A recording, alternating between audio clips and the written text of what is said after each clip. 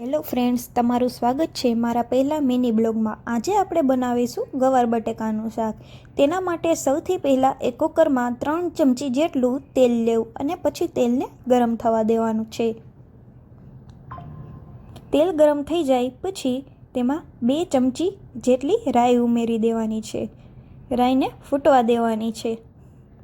ત્યારબાદ તેમાં 1 ચમચી જેટલું જીરું ઉમેરી અને તેને સરખી રીતે ફૂટવા દઈ તેમાં 1 ચમચી જેટલી હિંગ, 1 ચમચી જેટલી હળદર નાખી સરખું થવા દેવાનું છે। ત્યારબાદ તેમાં થોડાક કડી પત્તા ઉમેરી દેવાના છે।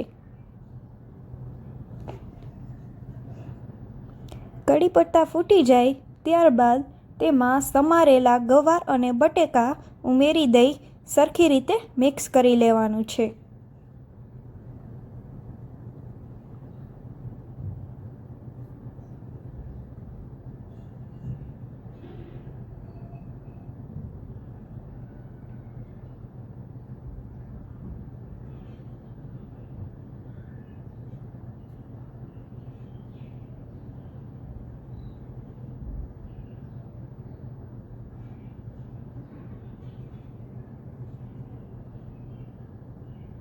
શાકને તમે જેટલું તેલમાં ચડવા દેશો તેટલો તેનો ટેસ્ટ વધારે આવશે।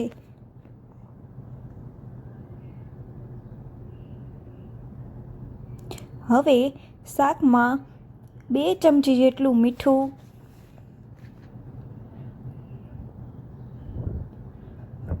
3 ચમચી જેટલું લાલ મરચું અને 1 ચમચી જેટલું ધાણા જીરું ઉમેરી દેવાનું છે।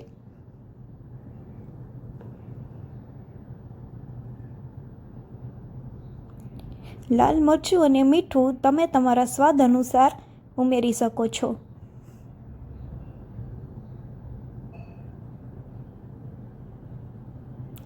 હવે તેને સરખી રીતે મિક્સ કરીને તેલમાં થોડીવાર ચડવા દેવાનું છે। જેટલું શાક ચડશે તેટલો તમારો શાકનો ટેસ્ટ વધારે આવશે।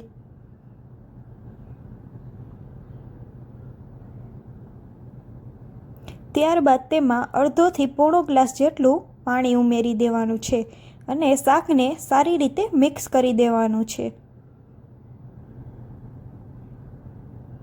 ત્યારબાદ કુકરનું ઢાંકણું બંધ કરીને 4 વિસલ આવે ત્યાં સુધી શાકને ચડવા દેવાનું છે। હવે તમારું ગુવાર બટેકાનું કાઠિયાવાડી શાક રેડી છે।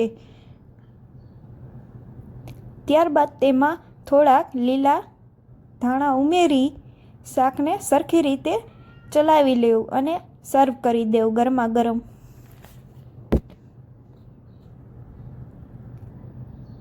જો તમને આજની રેસીપી સારી લાગી હોય તો મારી ચેનલને લાઈક અને સબસ્ક્રાઈબ જરૂરથી કરજો।